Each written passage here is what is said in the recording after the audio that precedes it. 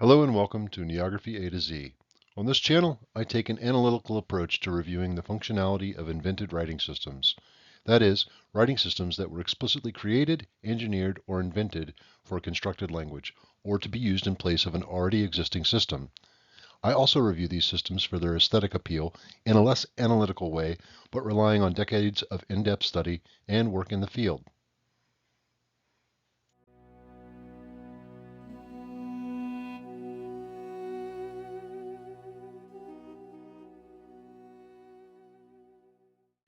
Aurebesh was initially created by Joe Johnston, a visual effects creator and designer that worked on all three of the first trilogy films. The original script was later developed by Stephen Crane for use in a series of Star Wars games. Notably, this system has had a similar development history to that of the Klingon and Gallifreyan scripts, both previously reviewed on this channel, and you should definitely go watch those videos. All of these started as set dressing and later were developed outside of the films and shows they were first featured in.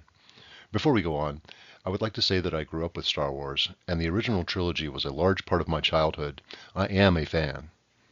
By the way, make sure to watch this video in its entirety as we have a special guest offering their perspective on the Aurebesh system.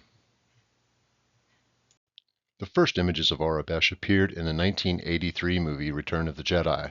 However, the text on screen was never explained, and based on the later adaptation of the script, was ultimately meaningless. Of note, this movie only came out almost exactly a year before Star Trek III: The Search for Spock. This is important as it demonstrates not only an increased and ongoing interest in science fiction media, but a depth to the world building that was not as prevalent before the 1980s. While not prevalent, Aurebesh was used in each of the prequel trilogy films of the early 2000s. Given its minimal use, it doesn't truly add to the world building as much as it might have. However, it should be noted that several other ciphers were used for specific species and planets throughout both the prequels and the sequel trilogies. The script was used sparingly in the sequel trilogy films. For example, in The Force Awakens, on the pilots' vests. In The Last Jedi, there was a message from Commander Poe Dameron. Quote, "Attention, this is Commander Poe Dameron of the Republic Fleet. I have an urgent communique for General Hughes." End quote. In The Rise of Skywalker, it was seen on a few tactical readouts and maps. While the use of Aurebesh in these films and prequel trilogy speak to the world building, the sparsity speaks to the lack of interest, or maybe even a lack of confidence on the part of the filmmakers and the need for the script.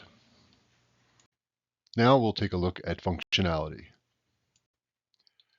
Crane's version, seen here, assigned English letters to the existing symbols and fleshed out additional symbols. He later added punctuation. Clearly, even though described as being used to write, quote, galactic basic, end quote, Aurebesh is nothing more than a slightly altered cipher script for English, one that ignores linguistic understanding of phonology or phonetics in favor of an impractical aesthetic that seems intended to evoke science fiction vibes, while ultimately failing to even be a decent cipher. Here we see the 8 symbols that represent English digraphs. The nth and the oneth could be E and U respectively, but as there is no unified explanation available on the web, there's no way to be certain. The crenth does not have an English equivalent, but is most likely meant to be the voiceless velar fricative ch, as in lach. Notably, there is only the thesh, which does not seem to take into account the 2 distinct sounds of the voiceless fricative th, as in thigh, and the voiced fricative the, as in father. This is common in ciphers that bother to include the th digraph and further complicates the use of such ciphers, such as previously reviewed in Gallifreyan. Obviously, the numerals are just a 7-segment display type adaptation of the Arabic numerals used by most of the world. A second set of numerals were created for a role-playing source book published in 1995 without much further explanation.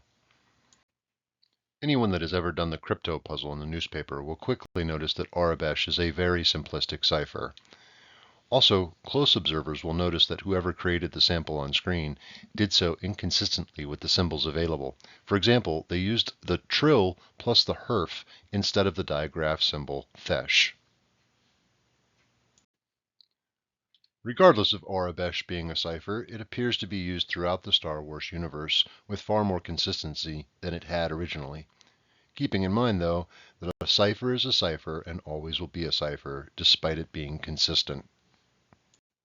Now we'll go over the aesthetics. While some folks have tried to create calligraphic versions, they seemingly have omitted the characters for digraphs, and the majority of the calligraphy versions available online tend to lack a level of consistency of both character shape and writing style. These letters, and I use that term very loosely, are difficult to write in any practical way and are far too similar to survive in their current form without massive changes and adaptations. Similar to other scripts reviewed on this channel, Aurebesh should have remained as set dressing, most especially since the artists that have worked on it never bothered to learn anything about phonetics or phonology. And the profits don't end with the films. As can be seen on screen, Disneyland has decided to get in on the cipher game, offering numerous gifts and souvenirs that feature Aurebesh, as well as park signs that, I guess, are meant to maybe enhance the theme park experience. Keen observers will note the lack of digraph characters, again, creating less consistency across the usage of the script. It seems like the experience has nothing to do with being accurate, as long as you're having a good time and sinking your teeth into some of those Ronto roasters. Like the other scripts reviewed on this channel, Star Wars fans have seen fit to get themselves tattooed. Despite it maybe looking cool, this is completely meaningless and may just as well be in the Latin alphabet. The tattoo on the far left says humanoid, as if anyone might be confused. The middle tattoo is a description of the parts of a lightsaber. The tattoo on the far right is rotated 90 degrees clockwise, but it says Jason, spelled Jayson. If you love Star Wars and want a cool souvenir without marking your body for all eternity, Etsy has no shortage of schlock for you to spend your hard-earned cash on. Sure, it looks cool, but because Aurebesh is only a cipher, these trinkets are no different than just getting the same items with English written on them, unless your membership to the Tatooine commune dues are already paid in full. Now, I have the honor of introducing our special guest commentator with his views on Aurebesh. So, without any more ceremony or pomp, Mr. David J. Peterson of Game of Thrones, Dune, Halo, and Langtime Studio fame has a few words. Aurebesh is one of my least favorite created scripts for a television or movie series, partly because it's so close aesthetically to being something that works. And yet, the more you look at it, the more frustrating it gets. You don't have to go very far. You have these bizarre letters that take more effort to write than a character in an alphabet should take. That is, they take the kind of manual dexterity you would expect from a logographic system. I mean, you can start with the very first one, Auric. Try to do that with your hand. Try to do that with a pencil and see what would happen. A symbol like that would get eroded over time. And even if you want to say, well, maybe this is just a print, writing system, just for view screens, why aren't they optimized to look different, especially on low resolution screens? Compare something like OSC to Grek to Heck with a Q to Oneth.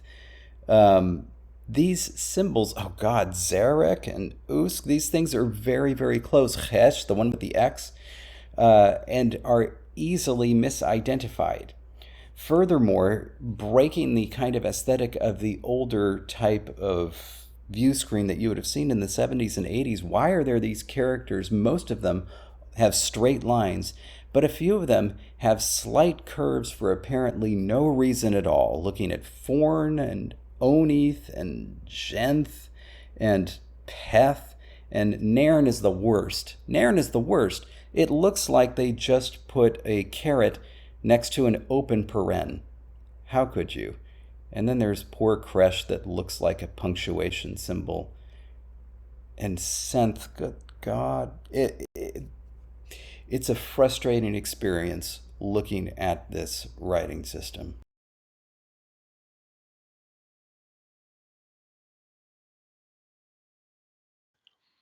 I would like to say thank you to everyone watching these videos. I appreciate the support and the continued engagement. Overall, I give Aurebesh a rating of 1 out of 5 for functionality and a 1 out of 5 for aesthetics. Functionality because it is just a very simplistic cipher for English, and 1 out of 5 for aesthetics because it is not very artistically pleasing. Similar to David, I find this script to be largely a waste. It's impractical for handwriting, and the characters are phonologically useless and or redundant, and overall it's just not very artistic. Having said all of that, I'm still very much a fan of the films, and may the force be with you all. Those are my thoughts on Aurebesh. I'm interested in hearing what you think of the script. Next time we will be discussing Ayeri by Karsten Becker, so be sure to click the bell button to be notified when the next episode is posted. Please be sure to like, share, and subscribe. I very much appreciate your time and thank you for watching. As a note, all relevant links used in the making of this video are in the description. All information is the property of its creators and is openly available online.